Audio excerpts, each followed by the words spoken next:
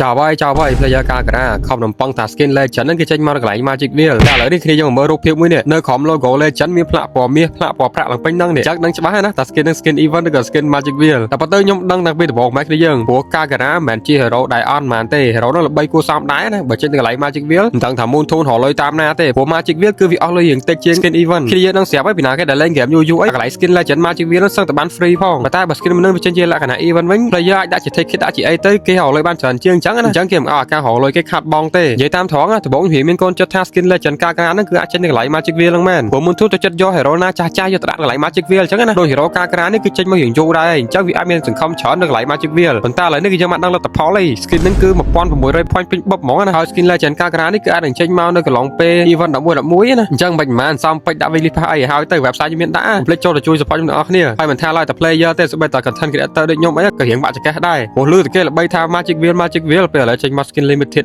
វាចង់កៀងដែរណាបើតាមយោបល់ខ្ញុំបើគេជា fan ឬក៏ជា man របស់ការហ្មងគឺគេប្រកាសចង់ឲ្យ skin មួយហ្នឹងចេញជាលក្ខណៈ limited ហើយដោយសារតែ limited វារៀងមានតម្លៃជាង skin like magic wheel អញ្ចឹង skin limited មិនមែនចេះតែមានគ្រប់ទៅគ្នាទេតើតែម្នាក់ហ្នឹងខំបុកលុយតាមយក skin ហ្នឹងដែរទៅបានអញ្ចឹងណាហើយបើ magic wheel វិញអាចនិយាយបានថា player ណាក៏យកបានដែរព្រោះកន្លែង magic wheel ហ្នឹងគឺបើកឲ្យយើងត្រយករាល់ថ្ងៃហ្មងណាអត់មានកំណត់ដូច skin limited ទេប៉ុន្តែយ៉ាងណាក៏ដោយអ្នកគ្នានេះគ្រាន់តែជាយោបល់ខ្ញុំទេចំពោះការសម្រេចចិត្តជាក់ស្ដែងនេះគឺទៅលើអ្នកនរគ្នាទេថាគួរយកឬមិនយកអញ្ចឹងទៅ